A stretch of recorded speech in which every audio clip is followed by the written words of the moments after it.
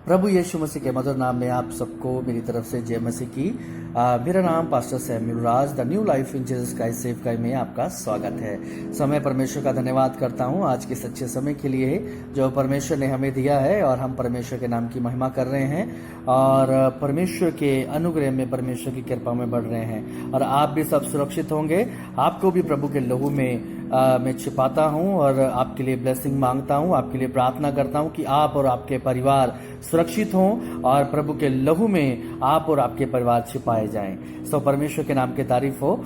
आइए हम आज के वचन की ओर चलेंगे, और आज के वचन के मनन के लिए मैंने जो भाग लिया है वो है लूका उसका 5 अध्याय उसकी 5 आयत मैं आपके बीच में पढ़ रहा हूं।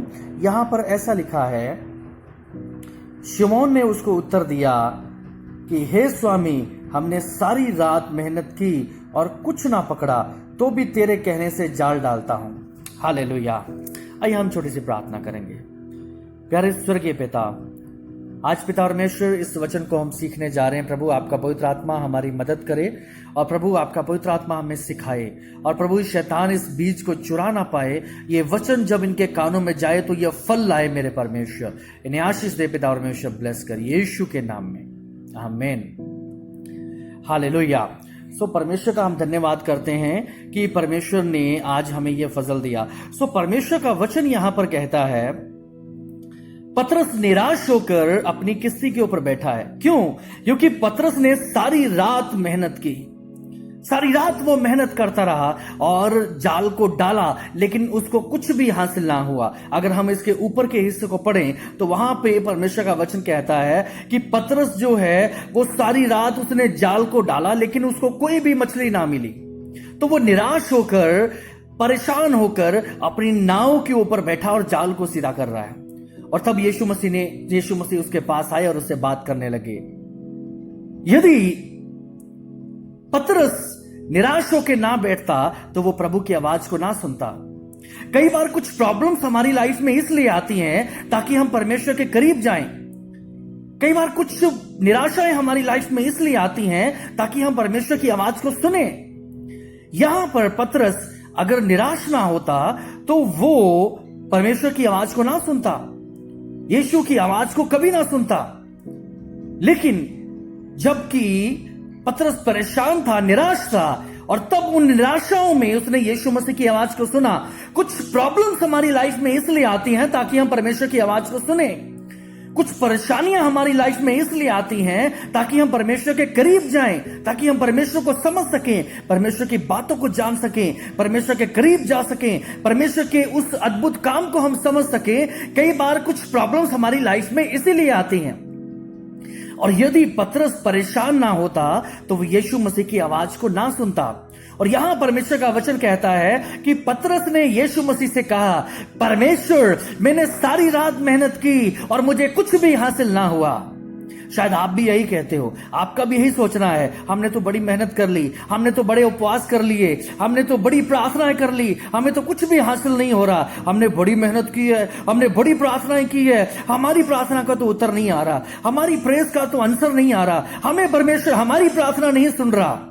हम निराश हो जाते हैं, हम परेशान हो जाते हैं, हम उदास हो जाते हैं। लेकिन मेरे बहन, मेरे भाई, कुछ परेशानियां, कुछ निराशाएं आपकी लाइफ में इसलिए आती हैं ताकि आप प्रभु के करीब जाएं। अगर पतरस की लाइफ में ये प्रॉब्लम्स थी तो यीशु मसीह उसके करीब गए, यीशु मसीह उसके पास गए, और यीशु मसीह ने उससे कहा, पतरस, अब मेरे कहने से जाल डाल। और खुदावंद का वचन कहता है, यदि आप इस वचन को पढ़ें तो परमेश्वर का वचन कहता है, यीशु मसीह के कहने पर पतरस ने जब जाल डाला तो खुदावंद का वचन कहता है पतरस का जाल भर गया। पतरस के जाल में मछलियां होगी। उसका जाल इतना भर गया कि वो फटने पर था। उसकी हेल्प के लिए उसको बुलाना पड़ा अपने साथियों को। यदि आप परमेश्वर की ओर देखोगे, प्रभु की आवाज को सुनोगे, आप भी उस जाल को भरने वाले हो यीशु मसीह के नाम में। आप भी अपनी ब्लेसिंग को भरने वाला यीशु मसीह के नाम में। जैसे पतरस ने अपने जाल को भरा प्रभु की आवाज सुनकर। उसने प्रभु की आवाज को सुना और परमेश्वर का वचन कहता है, पतरस ने कहा, प्रभु मैंने सारी रात मेहनत की, लेकिन अब मैं तेरे कहने पर जाल डालता हूं। और परमेश्वर का वचन कहता है, जब उसने प्रभु की आवाज को सुनकर उसने जाल डाला तो उसका जाल भर गया। आप प्रभु की आवाज को सुनकर उसका इंतजार करोगे, प्रभु की आवाज को सुनोगे, तो आप भी ब्लेस होंगे, आप भी आशीष पाओगे। आपको धैर्य रखना है, आपको खुदावंद की ओर देखना है कि परमेश्वर क्या कहता है।